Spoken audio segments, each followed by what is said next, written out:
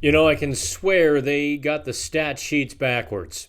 I am Dan Kingerski on the Pittsburgh Hockey Now platforms, YouTube, Facebook, and everything else. The Penguins lose to the St. Louis Blues 5-4 in overtime Thursday night at the Enterprise Center. And Dan has his sour face on a little bit because they tossed us out before 11 o'clock, which means with the overtime game and everything, I had about 35 to 40 minutes to actually do work at the arena. And so everything is a little bit delayed tonight. You're probably seeing this Friday morning. So let's dive into the game. Also, I can finally do this because there was some Yahoo doing donuts in the parking lot of the hotel in a white four-door sedan for like 15 minutes. Dan is pretty well done with St. Louis. That is 100% for sure. So I think Mike Sullivan, the fact that he hasn't gone John Tortorella on his defense. Let's get into the real nuts and bolts of this game. The fact that Mike Sullivan keeps a stiff upper lip and hasn't absolutely shredded his defensemen at this point in the season, especially after Thursday night, is kind of a remarkable testament or self-restraint. Because let me tell you that the Penguins' defense wasn't just iffy, sketchy, soft, a little mistake prone, kind of bad. No, they were awful on Thursday. It wasn't one or two of the six. It was six. Well, 5 of 6. I didn't actually score Ryan Shea with any turnovers or mistakes. He got nabbed for a double minor high sticking at the end of the second period. That's kind of bad luck. That happens to everybody. So removing Shea, I guess, from the naughty list, the PHN report card, the grades on Pittsburgh Hockey Now, we just went through it because I realized by the middle of the second period, I was not taking notes or analyzing the game, so to speak. I was documenting mistake, turnover, mistake, blown coverage. And at this point, it's absolutely unfixable. We're 6 months into the season, 6 games to go in this campaign. And there has been not just a lack of improvement from the blue line. There is almost an insistent regression. Chris Letang continued a couple or a few weeks of some rough play with a pair of inexplicable defensive plays. Rutger McGroarty rushes back to take away a 3-on-2 on the first shift of the second period. However, Jake Neighbors bounces off the midwall, comes into the slot. Chris Letang gave him feet of space rather than picking him up. Neighbors rips it past Tristan Jarry, who to that point had played really well. Jarry only had to stop 4 shots in the first period. You're saying, that's nothing. They were all 4 high-danger scoring chances, which is a running theme of Thursday night. I mentioned that it looks like the score sheet was flipped. The Penguins outshot St. Louis 28-19, and that includes the overtime period.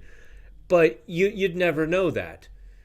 Having watched the game, yes, the Penguins had a great run in the third period, but it just seemed like St. Louis had scoring chance after scoring chance.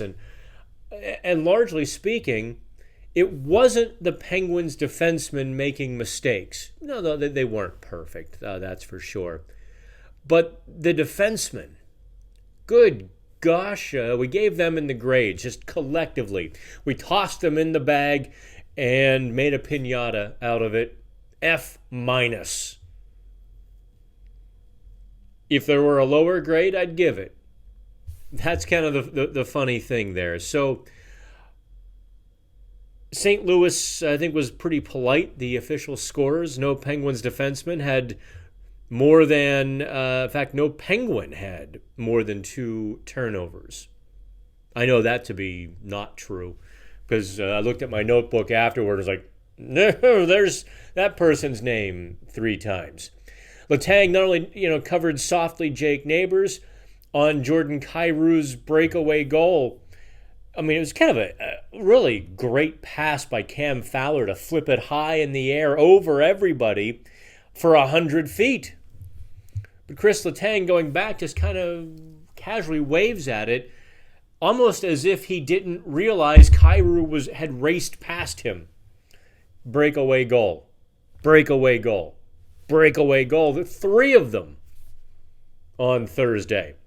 Each one was a specific Penguins defenseman's fault. Letang let Kyrou go by. Ryan Graves was exceptionally, especially bad on Thursday. Just got walked at the blue line. Jari cleaned that one up. And another got beat again on what was St. Louis's 4th goal. Actually, I shouldn't say he got beat. It was a 2-on-2. Philip Tomasino loses the puck in the offensive zone. Kind of a weak play. You want to see Tomasino fight or get, immediately track back on the puck or be tougher on it. Okay. But it's still 2-on-2 going the other way. Ryan Graves inexplicably leaves his man, who did score the goal on the 4th one. I'm drawing a blank here. Oh yeah, Jake Neighbors. Graves leaves Neighbors and tries to trap Jimmy Snuggerud in the center of the ice. Well, Snuggerud, he might be a rookie playing his 2nd NHL game, but a beer leaguer can tap the puck 5 feet to his right, which he did. Neighbors has the breakaway, scores the goal. At that point, it's 4-2, 6 minutes into the 3rd period. You're like, okay, so I'm writing my post game. I'm just flambeing the Penguins, and I still did in the report card. Don't get me wrong. For every high point, for every highlight, for every good point the Penguins had, they had one on the opposite end of the spectrum. So, Chris Letang, Ryan Graves, Connor Timmins, couple of bad turnovers. One led to a goal, turnover at center ice. Kind of playing with the puck. There was no ice to do so. There was no space. He needs to just move it. Throw it down. He tried to play the puck, and there goes St. Louis. Another break. He's deep in the offensive zone. Tries a pass a little bit backward to the wrong team. There they go. It was Mike Sullivan. Let me tell you a bit about Mike Sullivan on Thursday. He was a little bit late. He extended. He comes walking over to the area where, Pittsburgh Sportsnet has the big banner set up behind him. So that's where we're going to do the post game.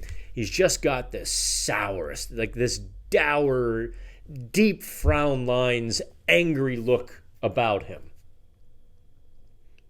It's going to be one of those post games, And first question is, wow, Rutger McGroarty. And you can almost feel the gears shift. And he kind of brightens up for a moment. As well he should have. Let's get into the good things. 10 minutes into the video of making a shish kebab of the Penguins defenseman. Because those good points, those high points, were the Penguins rookies. Sidney Crosby, yes. Ricard Raquel, yes. Brian Rust, yes. But that's a constant, isn't it?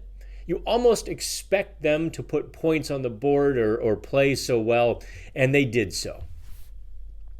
But the rookies are playing exceptionally well for the Penguins. Rutger McGroarty, Ville Koivunen. Koivunen now? We've been calling him Ville for a while, like every other, typical pronunciation. Ville Koivunen is how they're pronouncing it now. So Ville gets his first assist. Rutger McGroarty gets his first goal. They tie the game with 25 seconds to go. And they did the heavy lifting. McGroarty chases down the puck. Koivunen makes a nice pass. Kind of holds the puck. Doesn't play the hot potato. Gets it right to the open man at the front of the net. McGroarty stuffs it far post past Joel Hofer. So that is kind of a crystallizing moment. But there was a lot of good stuff leading up to it. I hope you're noticing how good Rutger McGroarty is defensively. This is one of the things we told you that, I don't know that he's a top-line player. I don't know that that's where his, water level is going to settle in the NHL. But, I think he'd be better with Evgeny Malkin than Sidney Crosby. But we'll figure all of that stuff out over the next, couple of years. Koivunen is a bit of a surprise to me. For this reason, he's playing so hard defensively, but he's also taking advantage of the linear game in the NHL. And it's really bringing out his skill set. He is better in the NHL than he is in the AHL. This is kind of the thing I've been coming to realize over the last couple of games. And, a couple of the players agree with me. A couple of the guys have talked about, no, he's really good. And it's because of Koivunen's hockey IQ. Both McGroarty and Koivunen have really high hockey IQs. They think the game on that next level. And so in the AHL, the game can be a little scattered, a little bit chaotic, certainly not as structured. So the puck might not go where you expect it to go. In the NHL, almost invariably it does. You can predict. It's more consistent. And that's really adding to their game. I think it's really adding the final pieces to the Koivunen puzzle. I'll be honest, when I covered him in Wilkes-Barre, everybody, around the team, watch this guy. And then I'd watch the game and I'd be like, okay, I'm not seeing somebody with that, top 6 NHL ability. So I was always kind of left with this sort of collision of what I saw and what people I trust would tell me. Yes, there was a little jump edit there. I actually bumped the microphone I'm using here in the hotel room, and the sound for the last several minutes of the first take wasn't there. So Koivunen, I think, is excelling. I'll tell you something about the team, too. Let me take you on kind of the inside of what's going on in the Penguins locker room. I really feel like the team is adopting those two, McGroarty and Koivunen. I feel like it's almost this big brothers, little brothers sort of thing, and the veterans are making sure these guys are successful. The veterans are kind of taking them both under their wing in a very encouraging, almost a joyful sort of way. Listen, sometimes teams cannot react well to this situation.